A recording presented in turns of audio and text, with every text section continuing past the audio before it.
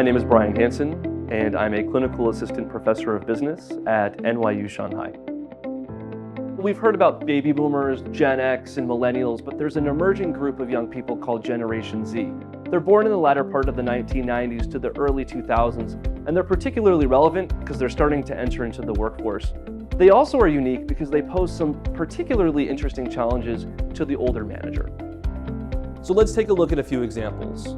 Research suggests that Generation Z differs in a number of ways from previous generations. They prefer face-to-face communication, even more consistent and frequent feedback, and actually prefer a reverse mentoring role with their leadership. Imagine the 19-year-old intern who requests a meeting with the CEO to give the CEO feedback, or the recent graduate who wants autonomy and ownership, but also wants constant feedback. I don't want to generalize too much about a generation, but data does suggest Generation Z has unique expectations around problem solving, teamwork, and communication. So my work connects the theoretical with the practical. A few years ago, I created the Social Impact Scholars. It's a nonprofit organization, and it's totally separate from the classroom. It really acts as like a corporate lab for both Generation Z and the generations who employ them. And students work on summer-long projects with external clients. And what I find most fascinating is that both parties have the opportunity to give and receive feedback in real time. And we've taken away some really interesting insights that up until now have only been available on survey data. So let me give you an example. Last summer, several student groups expressed to me frustration over not having enough control and autonomy of their projects.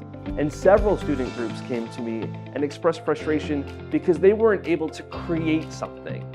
This isn't actually surprising given the research on Generation Z. So what was surprising is that the clients were also frustrated. Several told me that they wanted the students to have more initiative, to dig deeper, and to actually provide more of a tangible output.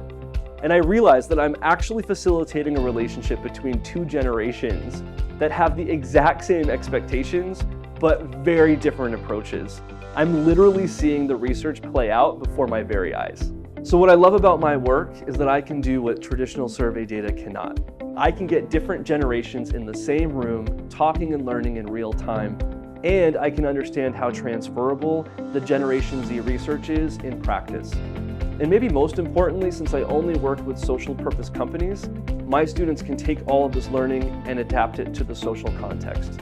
At the end of the day, if I can have even a small dent on organizational communication and organizational behavior for students, for businesses, and for researchers, it will all have been worthwhile.